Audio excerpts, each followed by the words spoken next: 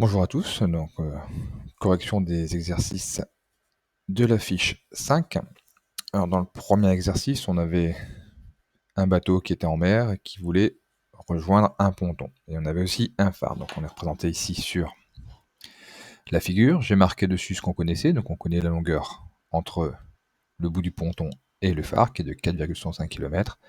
Et on connaît l'angle grâce à une mesure avec des visées entre le phare et le bateau et le phare et le ponton.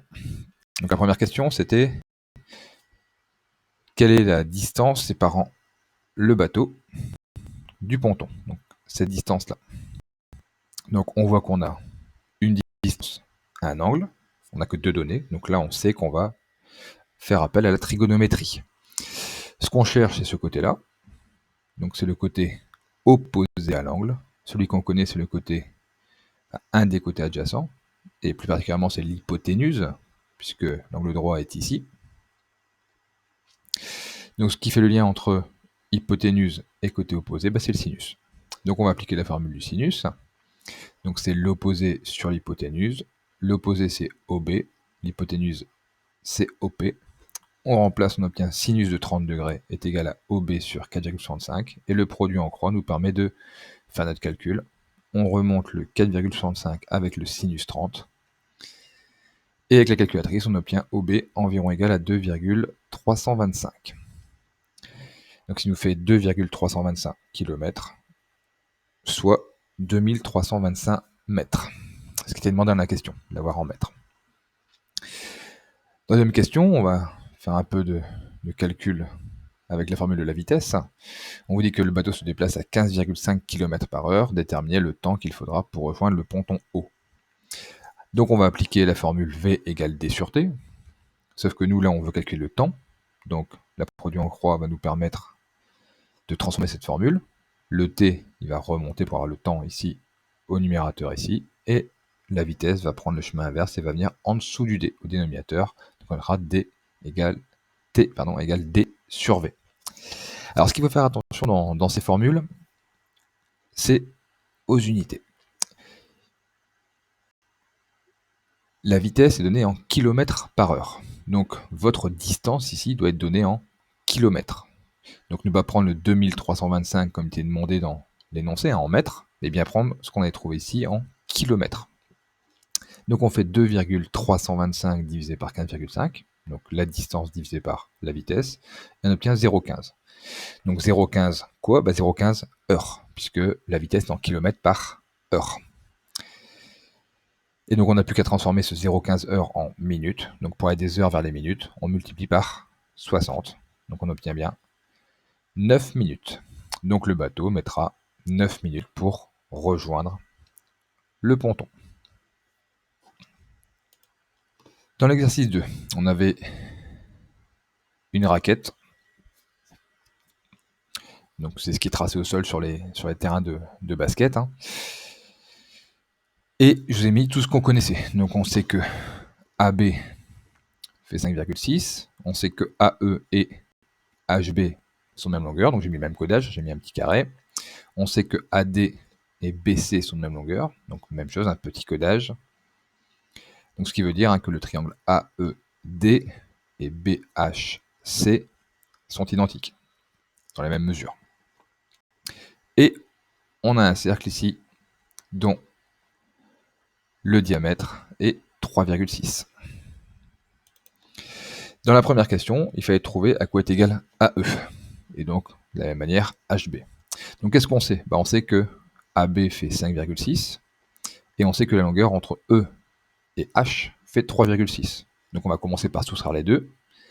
Donc 5,6 moins 3,6, il ne nous reste plus que 2 mètres. Donc 2 mètres pour deux distances égales, c'est-à-dire que chacune fait 1 mètre. Donc AE fait 1 mètre et HB fait 1 mètre. Ensuite, on aurait calculé la longueur AD. Donc la longueur qui est juste ici.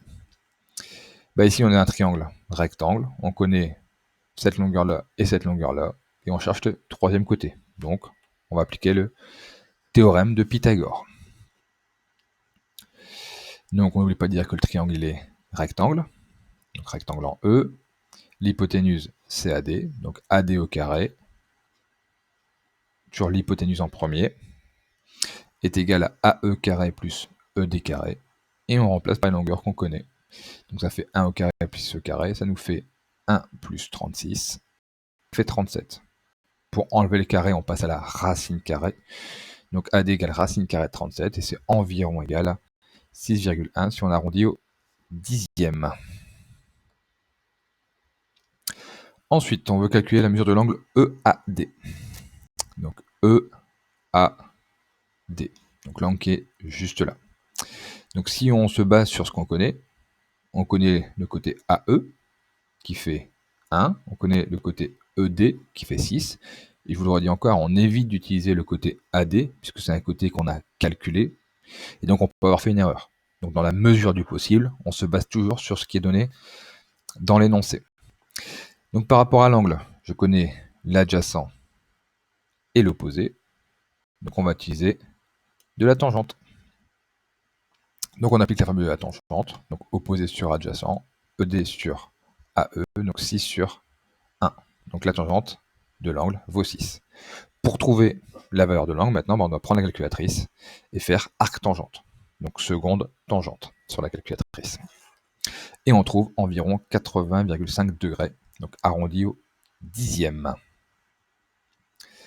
Ensuite, on vous demande de calculer des aires, donc l'aire d'un disque. Donc l'aire d'un disque est donné par la formule pi fois rayon au carré.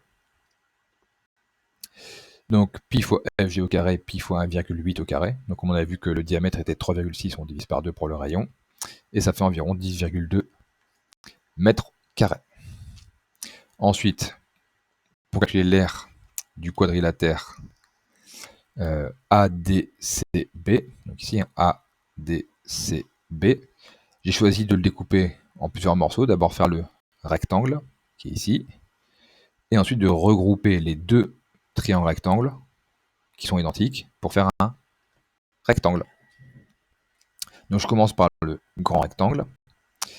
Donc longueur fois largeur, ED fois DC, 6 fois 3,6, ça fait 21,6 mètres carrés. Pour les deux triangles rectangles, donc je l'ai dit, je les mets ensemble pour faire un rectangle. Donc deux côtés 6 et 1, donc 6 fois 1, ça fait 6. Donc on a 6 mètres carrés. Donc au total, pour notre figure, on a 21,6 plus 6, donc 27,6 mètres carrés. Et donc pour l'aire totale de la raquette, on additionne donc l'aire du quadrilatère qu'on vient de trouver ici, hein, donc 27,6, plus la moitié du disque, puisque regardez, si on compte le disque en entier, la partie qui est là, le demi-cercle qui est ici, il est aussi compté dans le rectangle. Donc il ne faut pas le compter deux fois. Donc comme je le compte dans le rectangle, je divise l'aire du disque par 2. Et on obtient 32,7 mètres carrés. Pour ce qui est du travail à faire. Alors, vous voyez, j'ai mis un gros texte à lire. Je vous réexplique. Donc les exercices qui sont là sont un petit peu plus compliqués. Donc ceux qui n'ont pas eu de problème jusque maintenant, vous faites les exercices. Par contre, ceux qui ont déjà des problèmes, des difficultés à faire ce qui était donné avant, je préfère que vous refassiez les exercices, vous réentraîniez en fait à faire les exercices d'application directe, donc ce qu'on a fait jusqu'à maintenant, hein, en commençant dès le début. Et dans le but, la semaine prochaine, où on va être un petit peu plus tranquille, je vous donnerai un petit peu moins de travail, je vais faire que 2 envois. Dans le premier envoi, sûrement mardi, ça sera une sorte de petit interro qui ne sera pas noté, hein, donc aucune pression à avoir, pour vérifier simplement si vous savez faire des calculs avec la trigonométrie. Donc exactement le même style de petit interro qu'on fait en classe, hein, ce sera des applications directes du cours. Donc c'est pour ça que je dis, ceux qui n'ont pas compris, ça sert à rien de vous lancer dans les exercices plus compliqués qui sont là juste en dessous.